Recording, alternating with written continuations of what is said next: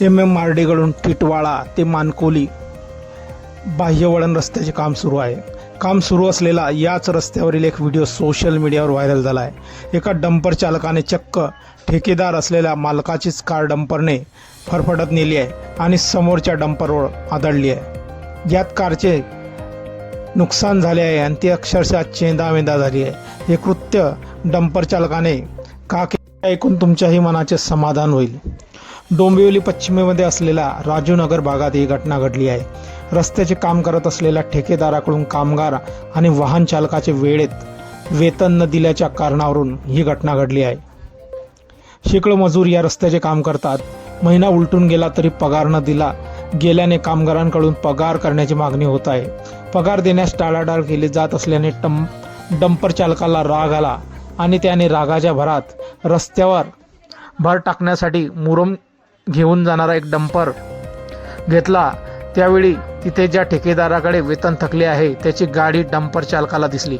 ही गाडी रस्त्याच्या मध्यभागी उभी होती तर मालक बाजूला रस्त्याच्या कामाची पाहणी करत होता. डंपर चालकाला ठेकेदाराचे वाहन असल्याचे कळले. त्याचा राग अनावर झाला आणि त्याने कार डंपरने फरफटत नेत समोर उभ्या असलेल्या डंपरवर नेऊन आदळली. 10-15 फूट अंतर फरफटत नेल्याने कारचे बरेच नुकसान झाले आणि समोरच्या डंपरचे बॅकसाईड आणि मागच्या या डंपरच्या मध्ये ती कार अक्षरशः चेंदामेंदा झाली. दरम्यान ही घटना घडल्यानंतर डंपर चालक फरार झाला असून मालकाने त्याच्या विरुद्ध पोलिसांमध्ये गुन्हा दाखल केला आहे. पण तो आपली बाजू मांडण्यासाठी थेट पोलीस स्टेशनमध्ये गेलेला आहे.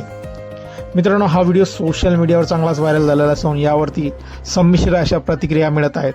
काही जण म्हणत आहेत की मालकाने पगार थकवला तर त्याचा परिवाराचे काय होईल, त्याचे पोटाचे काय होईल म्हणून त्याने संतापात ही घटना केली आहे. तर काही जण म्हणत आहे हे चुकीचे आहे. तर काही जण म्हणत आहे गरीब माणूस पगारावर अवलंबून असतो, तो मेहनत करतो, राबतो, पण त्याला 2 वेळचे जेवण करण्यासाठी पगार हवा आहे आणि परिवार चालवण्यासाठी पगार हवा आहे. तो काय करणार, शेवटी संतापामध्ये त्याने ही गोष्ट केलेली आहे.